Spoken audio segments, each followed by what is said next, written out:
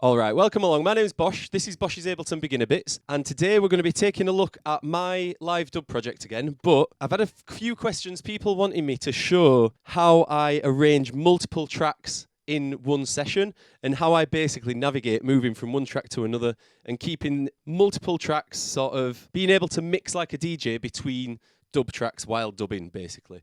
So I'm just going to cover that. Now, before we start, I always have to mention buymeacoffee.com/BoshDubs. You can go there and you can support the channel for the price of a coffee. It's that simple. But the main thing I want you to do is you to subscribe to the channel, click that like button, share, watch the old videos, that's a big one, and comment and get involved, because I always try and reply to everyone. If you've got any questions about something I've done in the video, any video requests you want to put in, leave them in the comments. That's the best way to get involved, and it helps the channel more than anything. So please do that. All that being said, let's get straight into it. This is looking at my live dub project arrangement, I guess. So yeah, I'm just going to get into it and show you what I do and how I do it. So let's just minimize a few things on the screen here. Now you can see we're starting off with 8 channels that are inside a group. We've got a drum rack that's for my sirens and my effects and things like that. But that's not what we're looking at. We're kind of going to look at the tracks themselves and how I go around putting the tracks in and then controlling multiple tracks. So let's look at this first one, Rossi Dub. I'm just going to play it first. That's with all the parts in. Take all the musical elements out.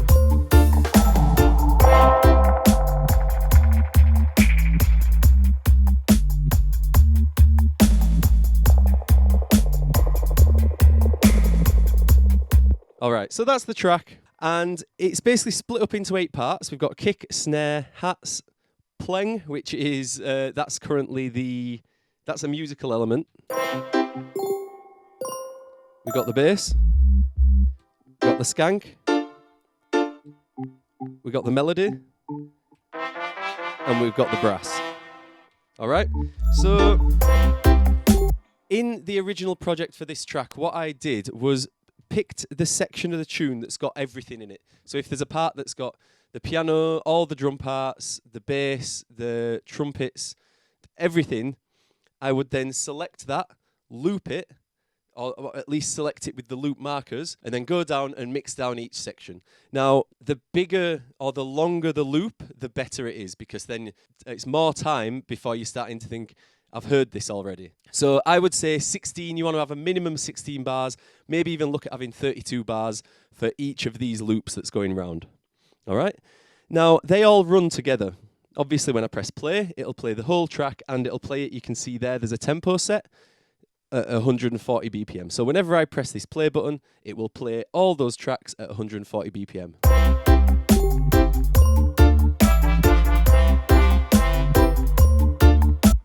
All right. Now, to go to the next track, all we do is just move some of the parts over bit by bit, one by one, move parts over. So they're all running at the same time. That's 8 bars. That's not ideal. 8, yeah. This one's all 8 bars. So this is a really short loop. Yeah. Now, when it comes to mixing those down, if I had more than 8 parts, then what I'd have to do is try and think of the best way to group some of those parts. So say I've got the skank and the bubble, for example. Let me just play those 2 parts. Like, if I had no choice, I would put those 2 together to free up another track, because they're similar. You can get away with putting the organ and the skank piano together because they'd sound quite cool delayed together, I think. So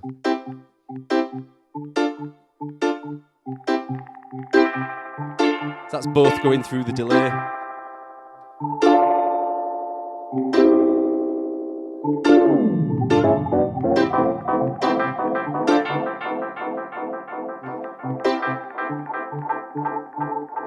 Yeah, so they sound quite nice together. So that's what I do in regards to if my original track has more than the 8 parts that I've got space for, I'd then start having to group things. So say hi-hats and shakers I'd probably group together, and organ and piano I'd probably group together, things like that. And it just gives you a bit more space. Now, Another thing that I've been asked is how do I deal with separate sections of a track? So say you've got your first drop, and then later on you've got a second drop that's quite a bit different. So let's take a look at Carbon here. We've got the whole track, which I'll play you all together. Let me just up the volumes here. Oh, that's not the one. This one. Sorry, effect's still on there.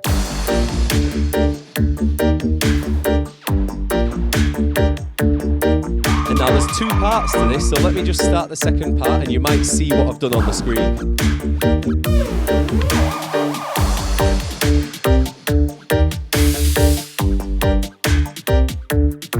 Just play it so you can hear them. I'll switch back to section A.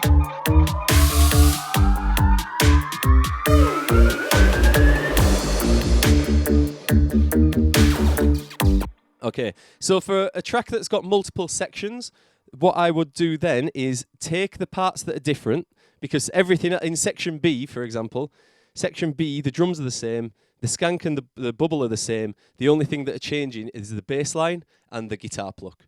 So then all I've done is the same thing, mixed down the same sort of size section and basically just put it underneath as a separate bit. So then I'm not having to change the whole track down, I can just move sections around. So again, let's play it in its most simple form, no skank. And then if I want to change section, I just press those two together, bass B and pluck B.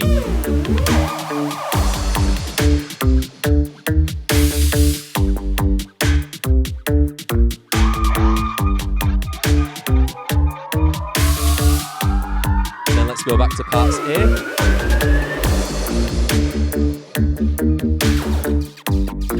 Yeah, so that's how I manage multiple sections of a track. Mix them down separately, put them underneath.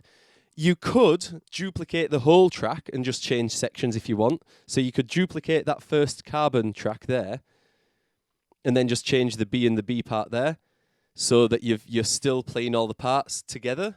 But I quite liked, on my controller, it shows grey squares where there's no information, which is quite good visually. I can see here I'm on a track that's got different parts just by looking at the controller. So I don't need to look at the session and figure out where I am and what I'm doing. So that's kind of the reason why I've left these gaps, because on my controller, it also shows gaps in the lights on the buttons. So it's a lot easier to keep track of what you're doing visually without having to look at the screen and see what's going on. Because I want to be able to not look at the screen as much as possible. That's the idea. The next thing I'm going to cover is how I keep it all running in time. Now, obviously, Ableton, if the loops are set to the tempo, then it's going to keep everything in time anyway. But there's a special feature in Ableton called legato. Now, I'm going to just Google. So it says here, legato is in a smooth, even style without any noticeable break between the notes, used chiefly as a direction. A legato passage or movement, a slow curve above or below a passage of notes indicating that they should be played in a legato manner. So it's basically keeping everything smooth, no gaps or anything like that.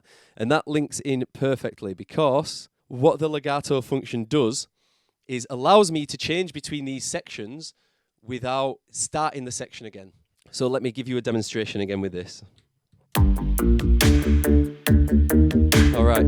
Now, if I want to change to this other section halfway through, as a matter of fact, I have to turn legato off to properly show you this. So in your clip, you're normally on this control area here. You're going to go to the one on the right and click that. You've got your action, your play controls here. Now, this legato button here, this is the one we're talking about. And this allows loops to all be playing at the same time, and then you're just switching between them. So watch, I'll turn it off. Let's turn it off for them as well. All right.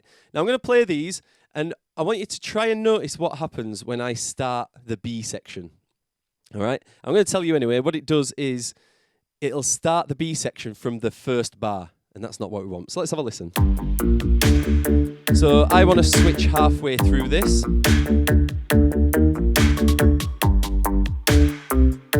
you can hear that started at the start of its phrase. Let me go back to the, again from the start.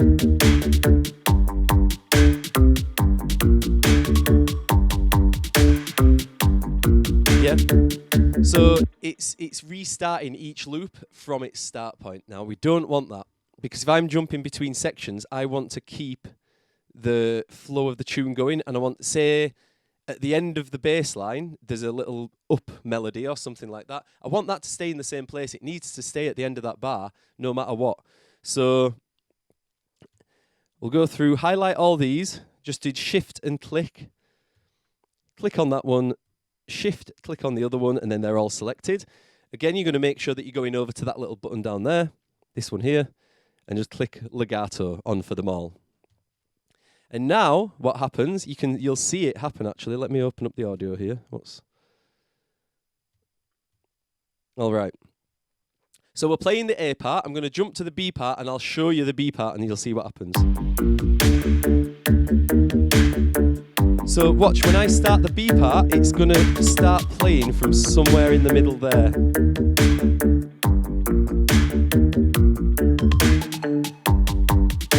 Okay, that started from the start. Let me show you again. I'll switch now.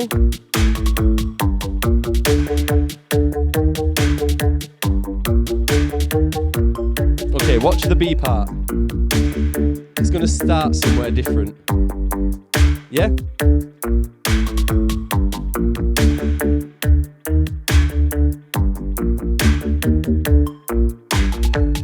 All right, so yeah, I'll sort of make that a bit bigger so you can see, but basically, as I said before, it's like all your parts are all playing together and then you're just jumping between them.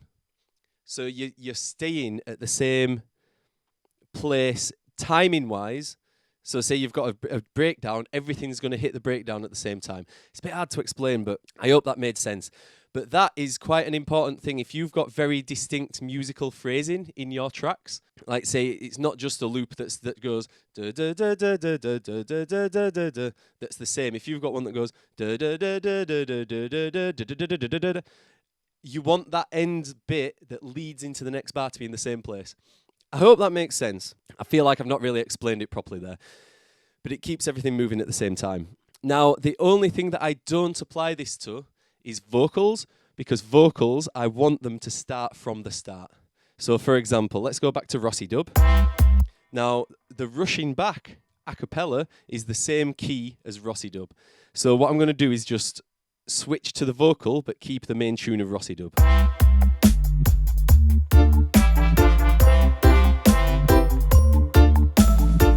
Now with the legato mode on, this would pop up in the vocal halfway through the vocal, it'd start playing.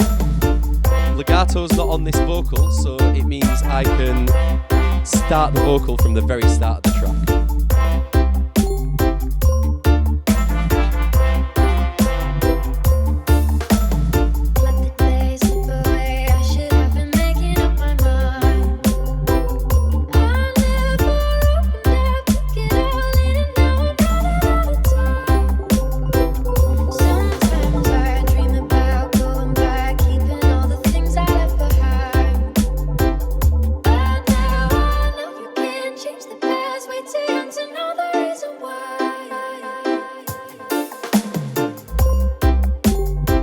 All right, so the legato one's one to think about.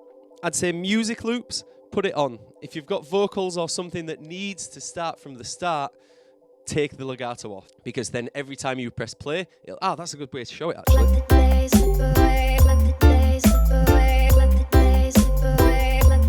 Okay, so that doesn't have legato on. Every time I press play, it starts again. The brass has legato on. Doesn't matter how many times I press that play button, it just keeps going. You can see me pressing it and it flashing, but it never stops playing it in the order. Whereas the vocal always starts from the start. That's how I should have shown you it. There we go, that's it. But yeah, I mean, that's pretty much it. All the effects, so I've got 5 send effects that I use. They are all across the whole project. So I don't have specific effects for each tune. My effects span across the whole project, which I think is how most people do it anyway. I don't think you'd have special effects for each individual tune. If you do, you've got too many knobs. But yeah, I think that's it. I hope that clears it up, how I navigate navigate this project and keep it in order and keep it flowing. Oh, another thing, colours-wise, some of the colours are a little bit, I haven't fully sorted them out yet. But anything that's green is what I would class as a big tune. So it's either a vocal or a cover, something that people are going to know, something that's a popular song that the crowd can sort of latch onto. And then visually, I try and have a green line every 2 or 3 tracks. So I know that every 2 or 3 like simple dub tunes, there's going to be a more famous pop track, remixed obviously in a dub style or whatever, that will draw a crowd in and keep people interested. So we've got Project J, One Step Beyond, an obvious one. Yeah, Spyro Top of Top, which is my tune Asgin dance with the Top of Top a cappella over the top. Oh, I need to do it like this. And then we've got the Streets bootleg here. We've got Stepper Styling, which is the Super Styling bootleg. Danny T's Roaming Dub, which is a Metallica cover. Egoless Non-Immigrant Song's got big vocal. Bam Bam and Stalag, obviously known. Who did Bam Bam? Dawn. No, I keep wanting to say Dawn Penn. It's not Dawn Penn who did. Sister Nancy. Sister Nancy doing Stalag and Bam Bam.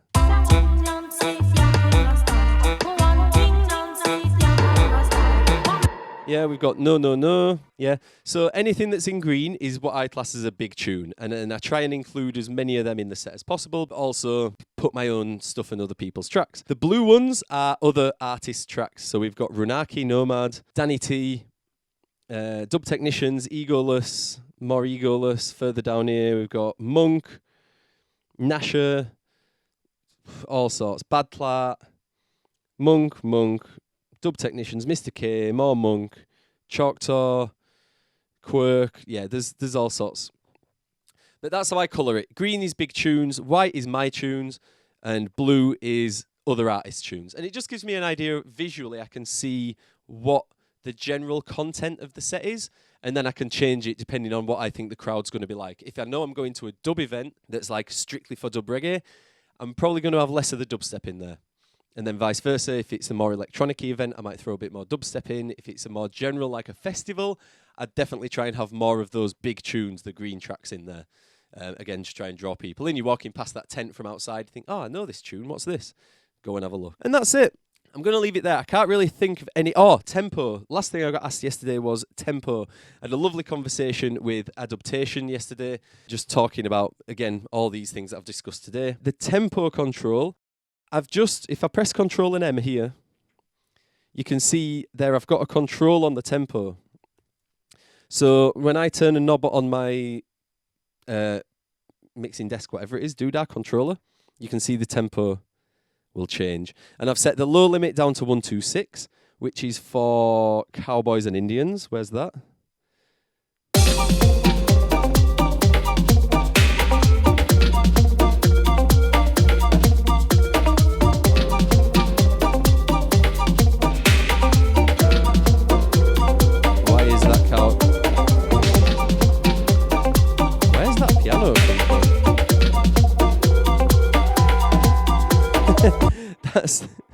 That's the piano from something else. Okay, so ignoring that, that was for Cowboys and Indians. It's got the wrong. I'm missing a part of Cowboys and Indians now.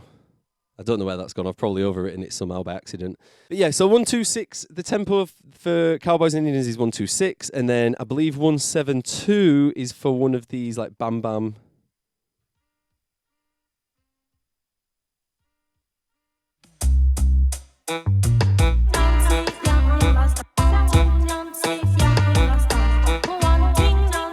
So that's 169, not far off. And that's the tempo, basically. You can see as I twist it, it changes the tempo.